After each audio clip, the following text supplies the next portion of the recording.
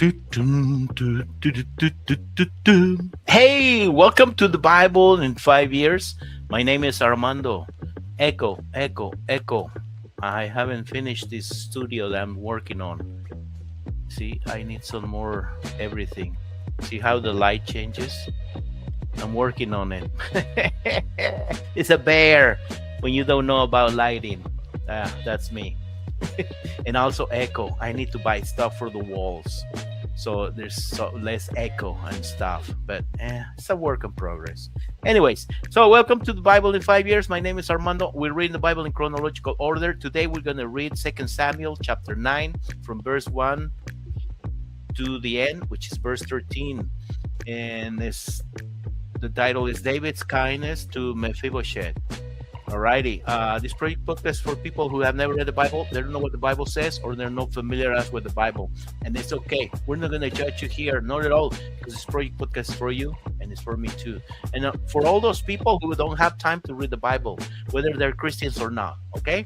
So, get on board, and let's do this. Let's change the music so we can do our reading of today. Let's do that. Day 585, David kindness to Mephibosheth. That was from King Saul's grandkid, which was David's friend, Jonathan. Yeah, that was one of Jonathan's kids. Yeah, and it's in 2 Samuel chapter 9, from verse 1 to the end, and that's verse 13. One day David began wondering if anyone in Saul's family was still alive, for he had promised Jonathan that he would show kindness to them. He summoned a man named Ziba, who had been one of Saul's servants. "Are you Ziba?" the king asked. "Yes, sir, I am Ziba." "I am," Ziba replied. The king then asked him, "Is anyone still alive from Saul's family? If so, I want to show God's kindness to them in any way I can." Ziba replied, "Yes, one of Jonathan's sons is still alive, but he is crippled." "Where is he?" the king asked. "In Lo-debar," Ziba told him, "at the home of Machir, son of Amiel." So David sent for him and brought him from Machir's home. His name was Mephibosheth. He was Jonathan's son and Saul's grandson. When he came to David, he bowed low in great fear and said, "I am your servant." But David said, "Don't be afraid. I have asked you to come so that I can be kind to you because of my vow to your father, Jonathan. I will give you all the land that once belonged to your grandfather Saul, and you may live here with me at the palace." Mephibosheth fell to the ground before the king. "Should the king show such a kindness to a dead dog like me?" he exclaimed. Then the king summoned Saul's servant Ziba and said, "I have given your master's grandson everything that belonged to Saul and his family. You and your sons and servants are to farm the land for him to produce food for his family, but Mephibosheth will live here at the palace with me." Ziba, who had 15 sons and 20 servants, replied, "Yes, my lord, I will do all that you have commanded." And from that time on, Mephibosheth ate regularly with David, as though he were one of his own sons.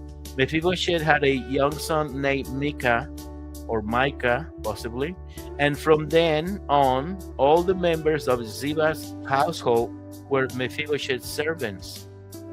Okay, and Mephibosheth, who was crippled in both feet, moved to Jerusalem to live at the palace. Alrighty, we have come to the end of our reading today. And remember, we're reading the Bible in chronological order. It's going to take us a while, but no sweat. I mean, we're taking our sweet time. But the reason we read short stories, not too long of them, is so we can remember what we read. That's the whole idea. And yeah, this project podcast is for people who have never read the Bible. They don't know what the Bible says, or maybe they're not familiarized with the Bible, and it's okay. We're not going to judge you here or criticize you, not at all, because this project podcast is for you. That's right. And for me too. Also, for people who maybe they don't have time to read the Bible, that maybe they work a long shifts, long hours, and the commute probably is long also. It happens, and sometimes people listen to either podcasts or the Bible being read, or stuff like that, and it's all good. So you're welcome to listen to this, and yeah, everything is good. What else? Boy, since I'm in a rush, I start doing this today. This is my second recording. My mind is kind of no with it a lot with making comments or stuff, but at least I'm going to concentrate on the reading.